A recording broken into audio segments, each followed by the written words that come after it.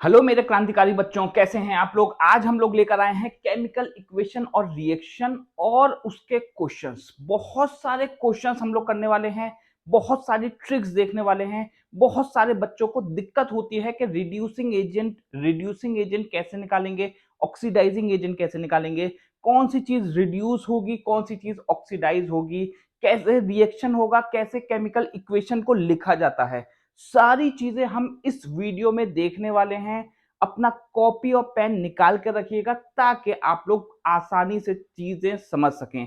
तो सबसे पहले हम देखते हैं कि क्या करने वाले हैं इस चैप्टर में। तो सबसे पहले हम करने वाले हैं ये कि हम करेंगे पहले पूरा फास्ट रिवीजन, उसके बाद एनसीईआरटी के क्वेश्चंस भी करने वाले हैं, किस तरह से इक्वेशन बनती है और एक्स्ट्रा क्वेश्चंस भी हम लोग करने वाले हैं इस वीडियो में।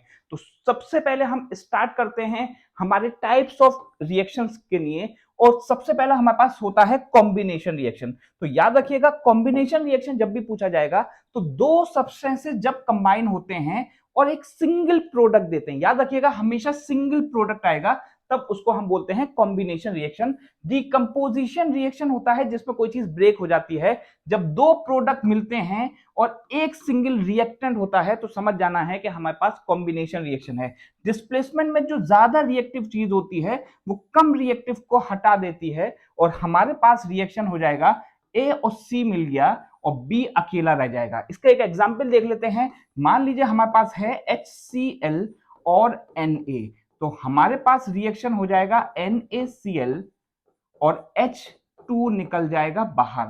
याद रखिएगा हमेशा पॉजिटिव वाली चीज लिखी जाती है पहले और निगेटिव वाली चीज लिखी जाती है बाद में। पॉजिटिव और निगेटिव पहचानने के लिए वैलेंस इलेक्ट्रॉन को देखेंगे। अगर हमारे पास वैलेंस इलेक्ट्रॉन 1 2 3 हैं तो वो चीज होती है पॉजिटिव चार्ज, और अगर वैलेंस इलेक्ट्रॉन हमारे होते हैं 5 6 7 तो वो चीज होती है निगेटिव। यहां हम देखेंगे कि क्लोरीन का जो वैलेंसी होगी वो होगी 1 और वैलेंस इलेक्ट्रॉन 7 है, तो 7 वैलेंस इलेक्ट्रॉन के लिए निगेटिव है, इसी वजह से ये बाद में आया है। अगर किसी को वैलेंस इलेक्ट्रॉन नहीं आता तो डिस्क्रिप्शन में मैं डाल दूंगा आप लोगों के लिए वीडियो, उसको जरूर देख लीजिएगा। उसके बाद आता है हमारे पास डबल डिस्प्लेसमेंट रिएक्शन। इसमें यहां इसके साथ होता है एक स्पीशीज, यहां एक साथ बी था लेकिन रिएक्शन के बाद ए के साथ आ गया है डी। इसी तरह से सी के साथ यहां डी था तो सी के साथ कंबाइन हो गया है बी। तो याद रखिएगा ये है हमारे पास डबल डिस्प्लेसमेंट। उसके बाद आता है हमारे पास रिडॉक्स रिएक्शन। रिडॉक्स रिएक्शन बना है रेड मतलब रिडक्शन और ऑक्स मतलब ऑक्सीडेशन। क्या होता है ये जरा समझ लीजिए कि रिडक्शन कहते हैं हम गेन ऑफ इलेक्ट्रॉन्स को। गेन ऑफ इलेक्ट्रॉन अगर होंगे, इलेक्ट्रॉन्स अगर बढ़ रहे होंगे तब उसको हम बोलेंगे रिडक्शन, और अगर लॉस ऑफ इलेक्ट्रॉन होगा तो उसको बोल देंगे हम ऑक्सीडेशन। इस पूरे चैप्टर की मैं वीडियो एक बना चुका हूं। आज हम लोग सिर्फ क्वेश्चंस करने वाले हैं क्योंकि बहुत सारे बच्चे क्वेश्चंस की डिमांड कर रहे थे कि क्वेश्चंस हम लोग कैसे करें इस चैप्टर के। तो जरा देखिए, वो जो वीडियो मैंने बनाई थी वन शॉट, वो मैं आप लोगों को भेज दूंगा डिस्क्रिप्शन में, तो आप लोग उससे बना लिएगा नोट्स। ठीक है, तो हम लोग देखते हैं जरा कि क्या है हमें करना। तो सबसे पहले कुछ इंपॉर्टेंट डेफिनेशंस हैं। रेंसिडिटी किसे कहते हैं? याद रखिएगा खाना जो होता है हमारा वो ऑक्सीडेशन की वजह से खराब हो जाता है, उसमें स्मेल आ जाती है, उसको बोलते हैं रेंसिडिटी। तो spoiling of food by oxidation is called rancidity. Corrosion कहते हैं जंग लगने को। किसी भी मेटल में अगर जंग लगेगी तो उसको कोरोजन बोल दिया जाएगा। अगर वही जंग लगेगी आयरन में, लोहे में अगर जंग लगती है तब उसको हम रस्टिंग बोलते हैं।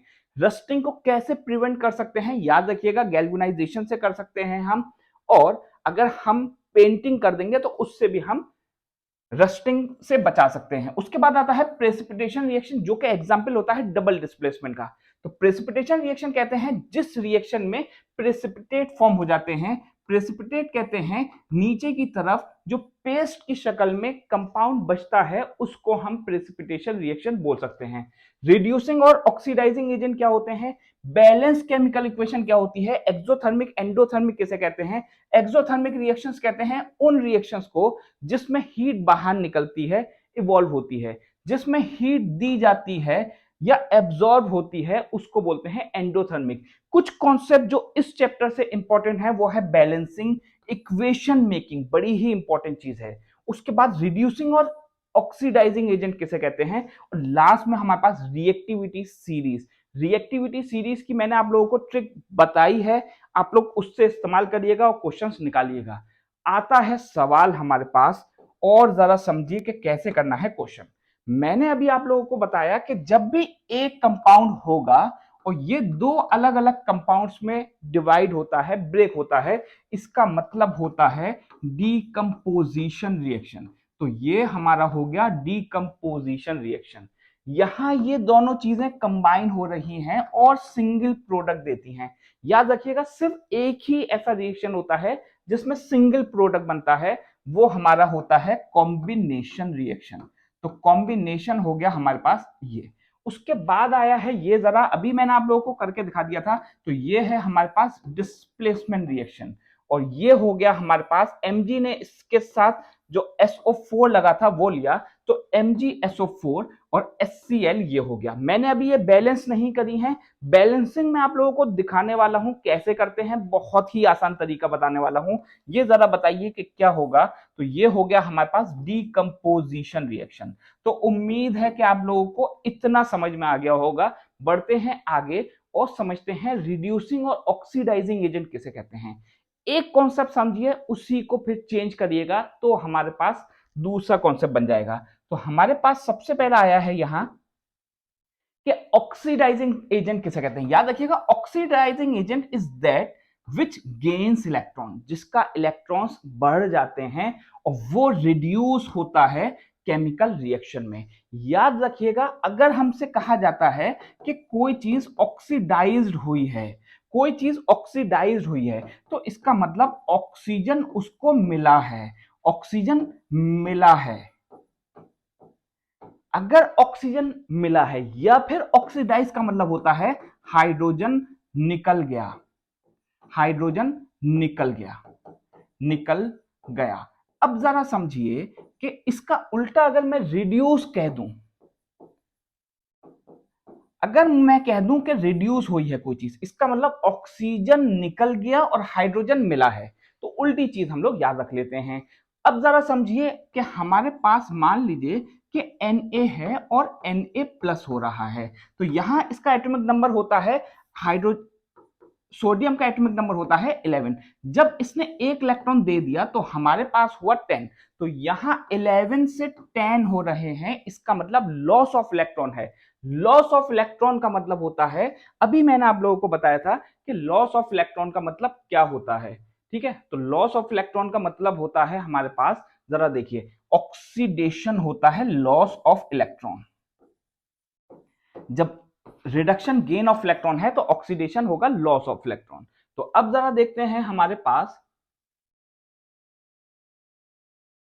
ये हमें समझ में आना चाहिए। इसके क्वेश्चंस मैंने लास्ट में डाले हुए हैं, बड़ा ही अच्छा सवाल दिया है मैंने, तो आप लोग जरूर उसको देख लीजिएगा। अब जरा समझिए, जब हम बैलेंसिंग करेंगे तो कैसे करेंगे। सबसे पहला स्टेप है कि हमें इक्वेशन लिखनी आनी चाहिए। अगर हम इक्वेशन लिखना नहीं जानेंगे तो हमारा कभी भी बैलेंस इक्वेशन नहीं हो सकती। जैसे कि यहाँ ये NaCl है, यहाँ MgCl2 है, यहाँ AlCl3 है।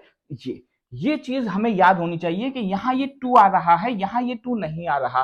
क्यों ऐसा होता है? ऐसा होता है वैलेंसी की वजह से। जिसको ये चीज नहीं आती है, ये 2 क्यों आ रहा है, यहां 2 क्यों नहीं आ रहा, यहां ये ऐसे क्यों आ रहा है, वो पहले डिस्क्रिप्शन वाली वीडियो जरूर देख ले, वरना उसको चीजें समझ में नहीं आ पाएंगी। याद रखिएगा, स्टेप बाय स्टेप हमें पढ़ाई करनी होती है। अगर हम उछलकर यहां आ जाएंगे और ये छोड़कर आ जाएंगे तो हमें ऊपर चढ़ने में बहुत दिक्कत होने वाली है। तो याद रखिएगा, स्टेप बाय स्टेप पढ़ाई करना सीखिए ताकि आप लोगों को आसानी से समझ में आ जाए सारी चीजें। उसके बाद हम कह रहेंगे बैलेंस ऑक्सीजन और हाइड्रोजन। अगर ऑक्सीजन और हाइड्रोजन है तो उसको बैलेंस करेंगे। बैलेंसिंग के लिए मैं आप लोगों को ये ट्रिक बता रहा हूं। उसके बाद बैलेंस करेंगे जहां ज्यादा नंबर ऑफ कार्बन, जहां ज्यादा नंबर ऑफ एटम्स हैं, कार्बन सॉरी मैंने बोल दिया गलती से। तो अगर हम ये भी नहीं देखेंगे, सिर्फ ये देखेंगे, तो हमारा आंसर बन जाएगा। मैं आप लोगों को करके भी दिखाता हूं कैसे करेंगे, जरा देखते हैं। अब हमारे पास है यहां बैलेंस करने की बारी। तो हम देखते हैं कि हम ऑक्सीजन को बैलेंस कैसे करेंगे। तो ऑक्सीजन यहां है 2 और यहां है 3। याद रखिए जब भी हमारे स्टोइकोमेट्रिक कोफिशिएंट्स अलग अलग होंगे तो इनको इसको इससे मल्टीप्लाई कर दीजिए और इसको इससे मल्टीप्लाई कर दिए अपोजिट से। तो यहां हम इसको 3 से मल्टीप्लाई करेंगे और यहां कर देते हैं 2 से मल्टीप्लाई। जब हमने यहां मल्टीप्लाई किया तो हमारे पास आयरन हो गए 4 और ये हो गई हमारे पास बैलेंस केमिकल इक्वेशन।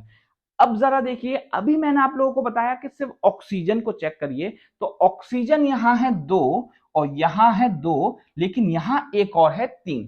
तो हम इसको बैलेंस करने के लिए यहां करते हैं 2 से मल्टीप्लाई।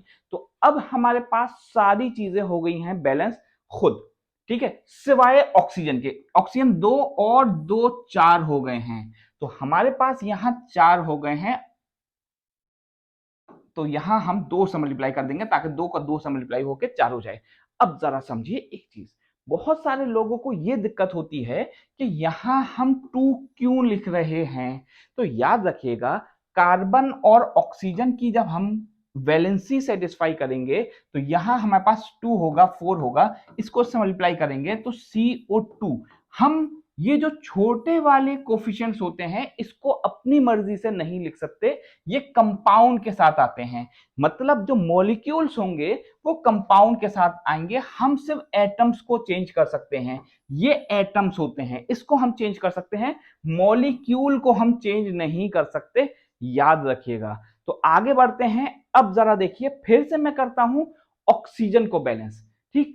अब जरा देखिए, यहां ऑक्सीजन बैलेंस है, तो ऑक्सीजन जब बैलेंस है तो मैं देखूंगा हाइड्रोजन को, ठीक है। ये देखिए मैंने लिखा था यहां बैलेंस ऑक्सीजन या हाइड्रोजन। अब जब मेरे पास ऑक्सीजन बैलेंस है तो मैं हाइड्रोजन को देखता हूं और यहां हाइड्रोजन हमारे पास है 2, तो यहां हमने 2 से मल्टीप्लाई किया और पूरी इक्वेशन हो गई बैलेंस। जरा देखिए, पूरी इक्वेशन बैलेंस हो गई। कितना इजी होता है बैलेंस करना, आप लोग समझ सकते हैं। बैलेंसिंग की यहां ट्रिक आ चुकी है।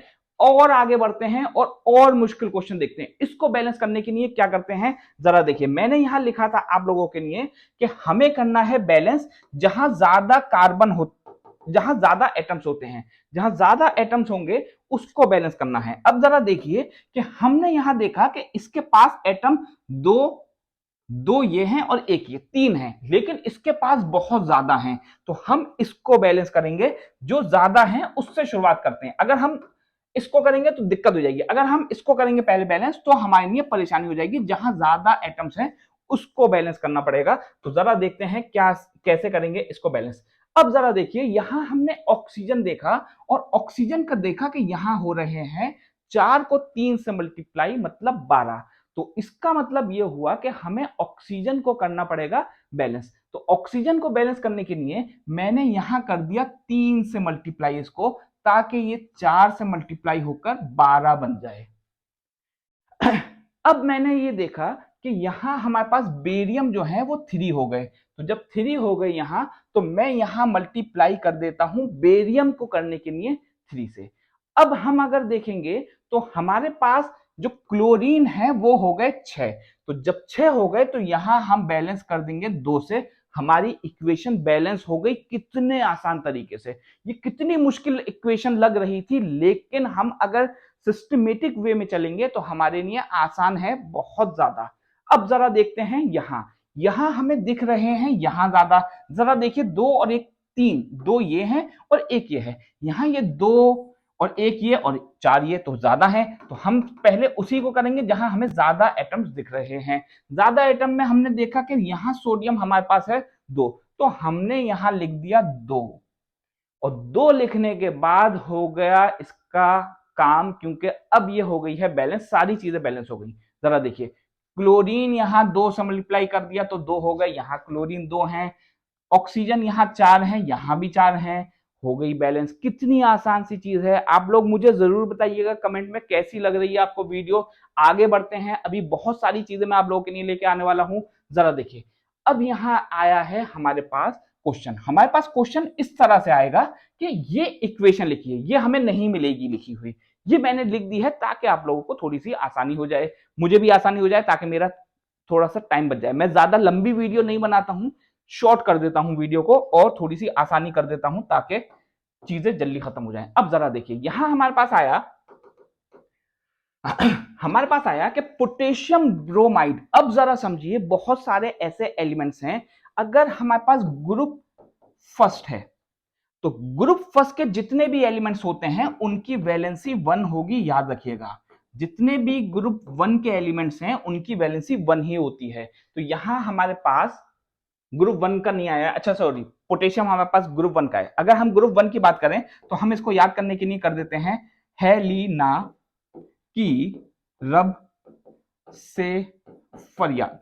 हेलिना की रब से फरियाद। अगर हम दूसरे ग्रुप की बात करें तो बेटा मांगे कार स्कूटर बाप राजी।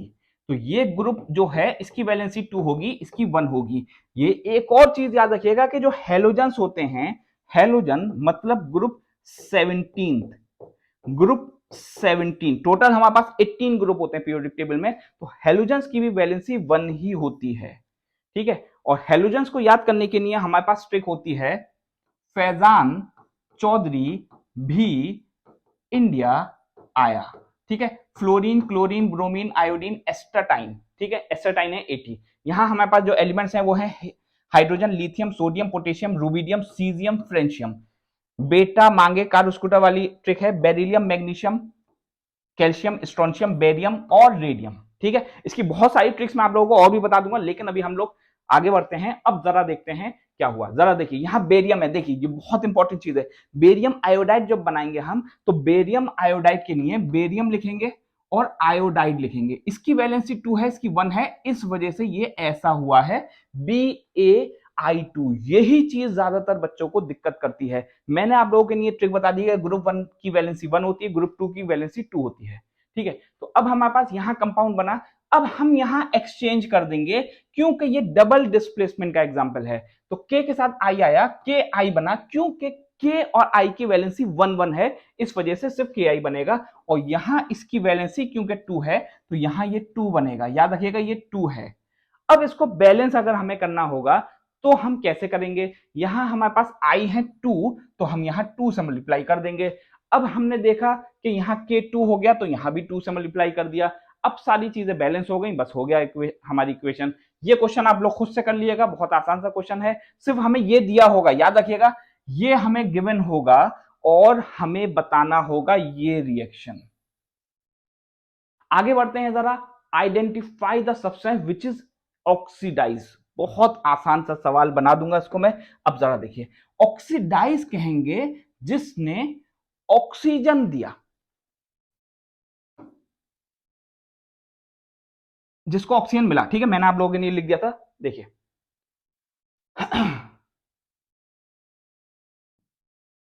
देखिए, ऑक्सीडाइज ऑक्सीजन मिला है, जिसको ऑक्सीजन मिला है उसको ऑक्सीडाइज बोलते हैं। तो अब जरा देखते हैं किसको मिला है यहां ऑक्सीजन।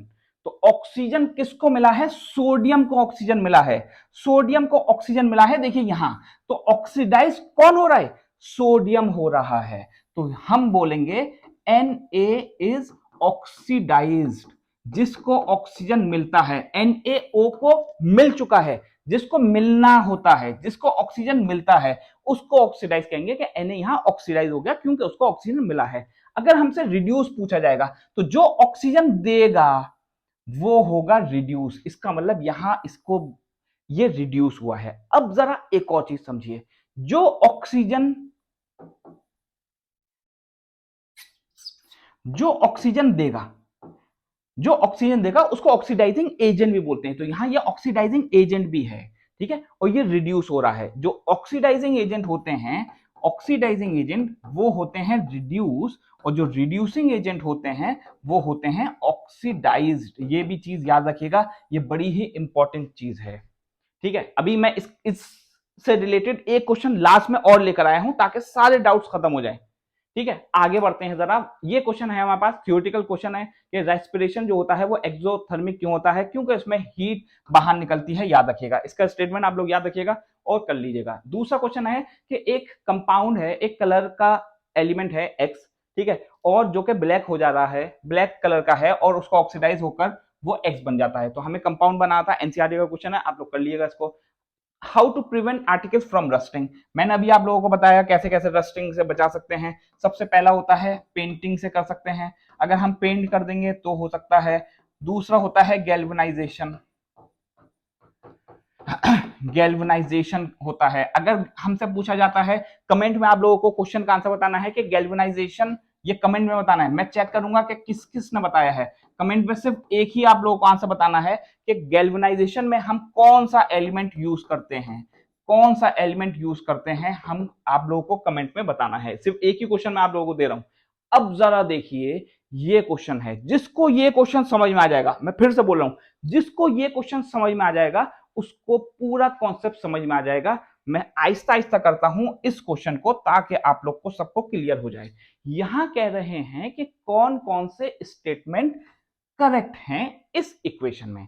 अब जरा देखिए, ये कह रहे हैं iron metal is oxidised, iron जो है वो ऑक्सीडाइज हो रहा है। ऑक्सीडाइज मतलब आयरन को ऑक्सीजन मिल रहा है, यहां से यहां आने पर ऑक्सीजन मिल रही है आयरन को, इसका मतलब ये करेक्ट ऑप्शन है। ठीक है, इसमें से पूछें कौन कौन से हैं, सिर्फ एक नहीं हो सकता, और भी हो सकते हैं। Water is getting reduce, water जो है, वाटर वो रिड्यूस हो जा रहा है, मतलब ऑक्सीजन उसके अंदर से निकल जा रहा है, ये भी करेक्ट हो गया। उसके बाद आता है water acting as reducing agent, reducing agent की तरह एक्ट कर रहा है। रिड्यूसिंग एजेंट कहेंगे जो हाइड्रोजन देगा, तो हाइड्रोजन ये दे नहीं रहा है, तो ये हो गया हमारे पास इनकरेक्ट। रिड्यूसिंग एजेंट कहेंगे जो हाइड्रोजन देगा या ऑक्सीजन लेगा, ये कुछ भी नहीं कर रहा, इसमें ऑक्सीजन ले भी नहीं रहा और ना ही हाइड्रोजन दे रहा है। ठीक है, तो हमारे पास यहां हो गया water is acting as oxidising agent. Oxidising agent कहते हैं, जैसे कि पासपोर्ट एजेंट कहते हैं पासपोर्ट देने वाले को, ऑक्सीडाइजिंग एजेंट कहते हैं ऑक्सीजन देने वाले को। ऑक्सीजन दे तो रहा है, ये ऑक्सीजन इसने दे दिया, तो इस वजह से ये ऑक्सीडाइजिंग एजेंट भी है, तो ये भी ऑप्शन हमारा करेक्ट है। बहुत आसानी से सारी चीजें करवाई गई हैं। मैं आप लोगों को आखिर में रिएक्टिविटी सीरीज और बता देता हूं, रिएक्टिविटी सीरीज की ट्रिक बता देता हूं। इसको याद करने की ट्रिक होती है पीएससी मार्जिन,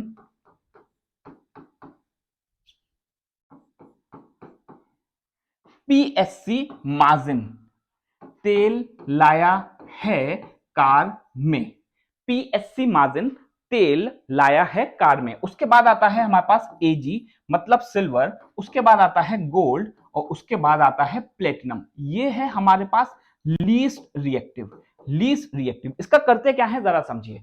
मान लीजिए कि हमारे पास एक रिएक्शन हुआ KCl प्लस Zn, तो अब हम जब रिएक्शन लिखेंगे तो इसका आंसर होगा नो रिएक्शन, नो रिएक्शन इसका आंसर होगा, क्योंकि के जो है मतलब पोटेशियम, ये मैंने सिंबल लिख दिया है, एलिमेंट का सिर्फ नाम से रिप्रेजेंट किया है, ठीक है, सिंबल नहीं लिखा हुआ है। मतलब पोटेशियम का मुझे भी पता है कि के होता है, लेकिन ट्रिक बनाने के लिए मैंने ऐसे वर्ड्स यूज कर लिए हैं, ठीक है। जैसे कि यहाँ सोडियम का Na होता है, लेकिन मैंने S लिख दिया है, ठीक है, तो आप लोग इसको याद रखिएगा। तो हमारे पास यहाँ नो रिएक्शन हो जाएगा, क्योंकि ये सबसे पावरफुल इंसान है, इससे कोई भी सब्सटेंस को नहीं छीन सकता।